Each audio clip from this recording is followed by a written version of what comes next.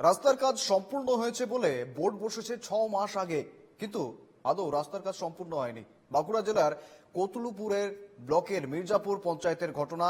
এলাকাবাসীর অভিযোগ, পঞ্চায়েত ও প্রশাসনকে জানিয়েও কোনো সুরাহা মেলেনি। পঞ্চায়েত উপপ্রধানের দাবি তাদের কিছু করার নেই।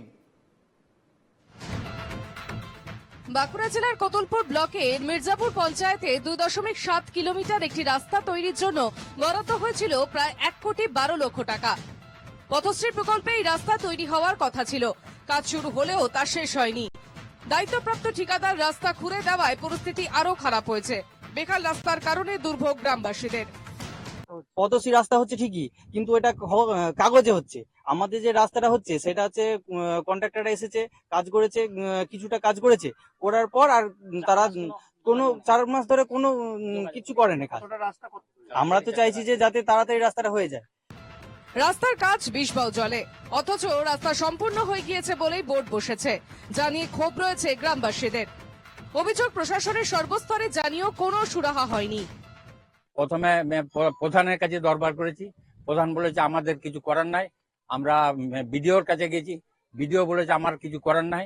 এরপরে আমরা খোদ বাঁকুড়াতে গেছি, বাঁকুড়ায় যে যারা ইঞ্জিনিয়ার আছেন সেই অফিসে গেছি, কিন্তু কন্ট্রাক্টরকে বলেছে কাজটা করার জন্য।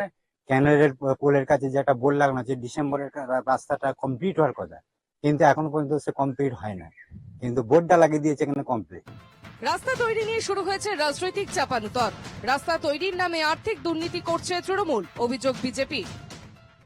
বোর্ড লেগে গেছে, অর্থাৎ জনসাধারণের চোখে রাস্তা কমপ্লিট হয়ে গেছে। তৃণমূল চোর, এ বিষয়ে কোনো সন্দেহ নেই, পশ্চিমবঙ্গের প্রত্যেকটি মানুষ জানে, কিন্তু কতটা নির্লজ্জ এটা আবার নতুন করে একটা দেখা গেল। মির্জাপুর গ্রাম পঞ্চায়েতের উপপ্রধান তথা এলাকার তৃণমূল নেতার দাবি, রাস্তাটি পঞ্চায়েতের নয়, তবে রাস্তা না হওয়ায় দায়িত্বপ্রাপ্ত ঠিকাদারের ঘাড়েই চাপিয়েছেন তিনি।